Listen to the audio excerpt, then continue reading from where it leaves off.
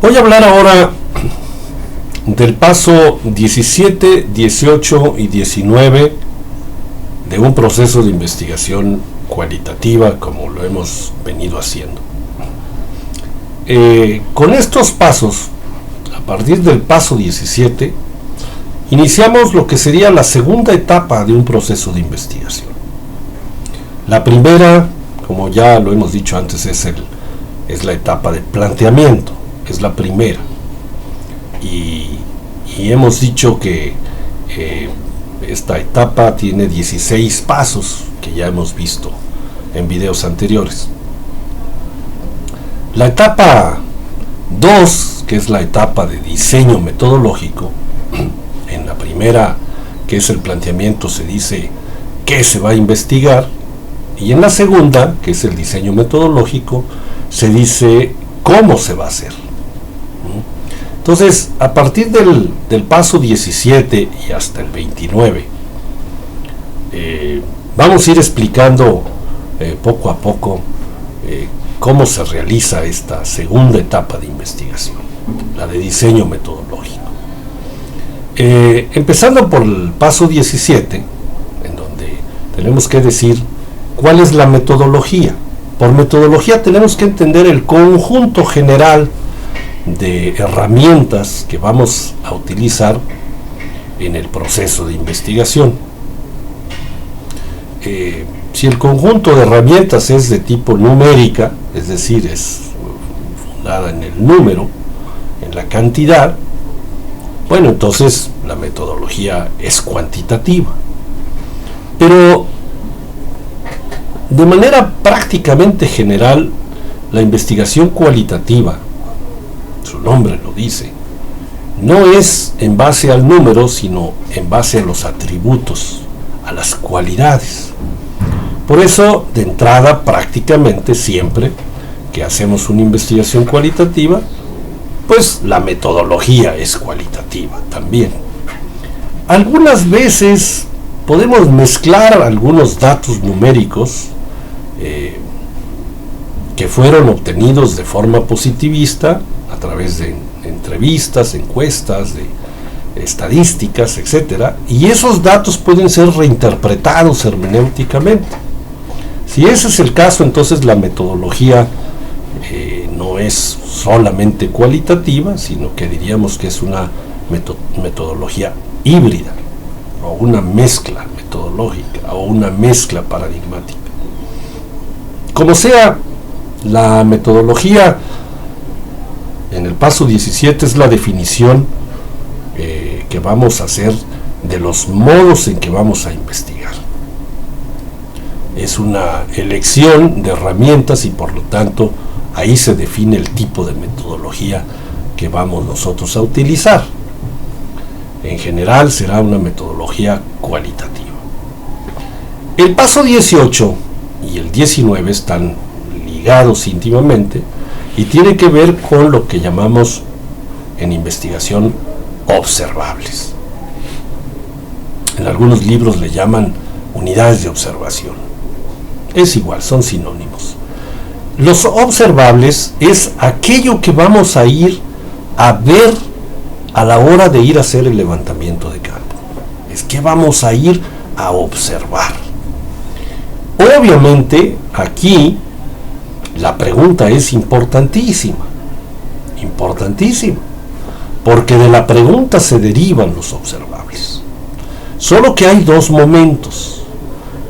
Los observables en términos de la pregunta, es decir, como los sacamos de la pregunta prácticamente de forma virgen o en bruto, es decir, como los observables están dichos en la pregunta misma, pero luego hay que hacer una traducción a observables concretos reales, es decir, allá concretos específicos que son los que vamos a ir a observar. Voy a dar ejemplos.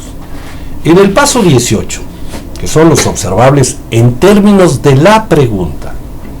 Si yo tengo una pregunta, por ejemplo, que dice, ¿de qué manera aprenden matemáticas los jóvenes, etcétera, etcétera? Pues si yo digo de qué manera aprenden matemáticas, pues ya los observables en términos de la pregunta son esos modos de aprendizaje de las matemáticas, porque eso es lo que yo estoy diciendo que quiero observar. ¿Cómo aprenden matemáticas? Si la pregunta es de qué manera se relacionan, por ejemplo, los mitos con la conducta en tal comunidad, pues ya los observables en términos de la pregunta son esas relaciones entre mitos y conductas en una comunidad determinada.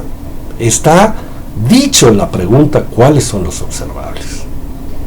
Otro ejemplo sería si yo pregunto de qué manera asumen responsabilidad política los adolescentes durante el periodo, qué sé yo, de secundaria o preparatoria.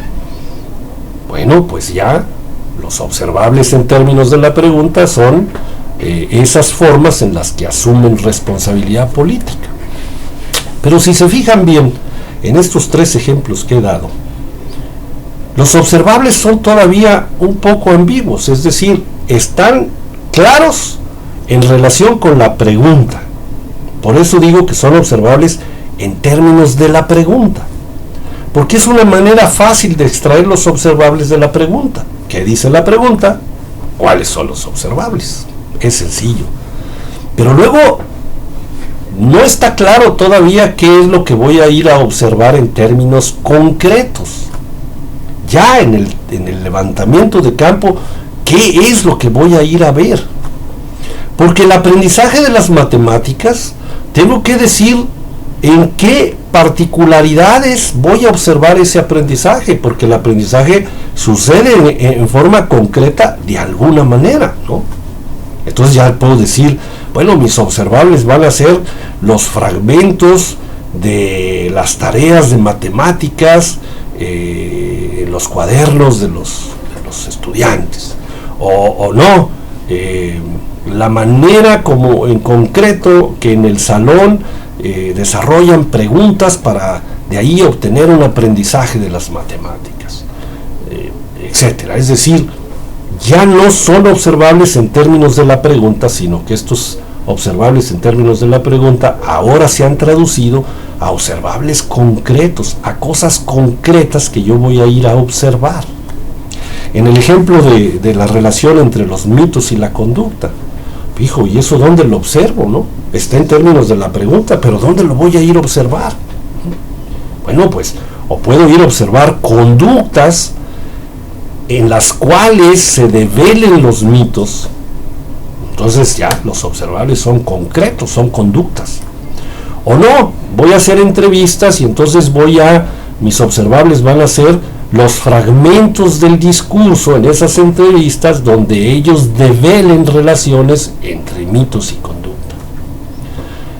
O no, voy a hacer un grupo de discusión, un grupo focal, y entonces son los fragmentos del discurso de un grupo focal donde estas discusiones nos den cuenta de esas relaciones, etc. Si yo tengo que traducir los observables en términos de la pregunta en observables concretos reales, en cosas o fragmentos de discurso o situaciones o hechos o lo que sea eso lo que voy a ir a observar. En el caso de cómo asumen responsabilidad política, pues seguramente esa es una investigación de carácter fenomenológica y los fenómenos suceden en el mundo interior de las personas. ¿Cómo voy a ir a observar yo los fenómenos? ¿Cómo voy a observar los sentimientos de responsabilidad en un adolescente? Pues no son visibles, no están afuera. Entonces, ¿qué tengo que hacer? Pues tengo que hacer una entrevista, un grupo focal, un texto narrativo, que me escriban algo o que hagan un dibujo, qué sé yo. Entonces voy a observar concretos reales. Entonces voy a observar si en el caso de la entrevista, si ese fuera el caso, pues voy a observar fragmentos del discurso en la entrevista donde ellos hablan de la manera como asumen responsabilidad política. Si es un grupo focal, pues fragmentos del discurso donde en el grupo focal se develan los modos específicos en que los alumnos o los adolescentes más bien asumen responsabilidad política. O si es un texto narrativo que yo les digo, oye, escríbeme, qué sé yo, un texto acerca de la realidad del país, y entonces yo voy a obtener fragmentos del discurso escrito donde ellos alcanzan a develar